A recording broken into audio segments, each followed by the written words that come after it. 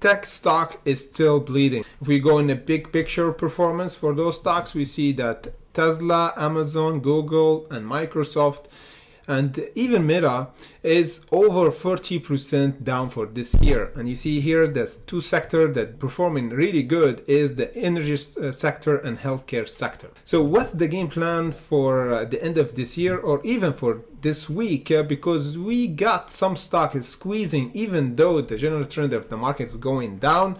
Those stocks that we're gonna talk about today, the market maker buy the dip for them because they jump actually 200%, then found support, then jump again. So first off, we're gonna kick our video with SONN. It hit our level of breakout zone as we discussed it here in our Patreon before the market opened, when we said we need to hold the $1.93 today, and breakout zone should be the $2.16 to go toward the $2.70 double top potential. And that's what happened. The price held above the $1.94 and then the price squeezed almost 33%. So it was a good hunt for us, and that's why we suggest to take a profit. You see what's happened? The price hit our profit taken and got rejected and then went down again. So what's the game plan for this stock?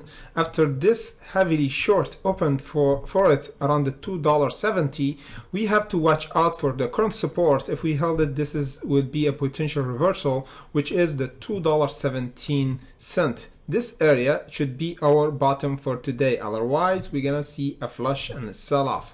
If we held this area of support, is better than the $1.94. This will be a sign of weakness. Triple top, I don't like it. If we held above the $2.17 and consolidate, there's a potential to again go to visit the $2.70 and go higher again. So I will be watching. That's why I put alert around the $2.17. If we broke it, is mean a weakness and the price will continue to go down for the $1.48. Let me just go for SOFI. Doing great today. We went until 20% profit taking. The price got rejected because we got near the $6.65, went down. The earning was pretty good around the 1st of November. That's why the price shot up after hours or pre-market. And now it's still holding the $5.77. So this technical area, it should hold and confirm bottom in order to go higher again and overcome the $6.65 and going toward the $7.24. Uber doing right as well. 75 million worth of volume. Went higher today. We lost a bit of profit around 17% or 20% as well for Uber. However, there's a technical area that we should make it our bottom for the coming days to confirm the price continuation toward the 33 profit taking. If we go in the big picture for Uber, we're still inside this bearish channel, so be extremely careful. As you see here, we're still in the bearish trend in the big picture, but we kind of visit the bottom around the $20. So the bottom is the $20. The breakout zone and entry bullish trend is the $33. So if we broke this level of resistance, plain and simple, we're gonna go higher at least toward this profit taken around this area, the 38. And of course, we never forget this profit taken around the $47. Let me just go to the other one. Emulent went down as we suggested because the price have a weakness and didn't hold our support, the 45 cents. That's why the price gravitating down. We see a bit buying pressure. There's a game plan right now for the short seller. So now the buying pressure is happening, but I'm not interested in buying now because there's a potential to fill this gap around the 38 and the 37. So if we get rejected now around the 45 cents, the price will continue to go down at least around the 37 here.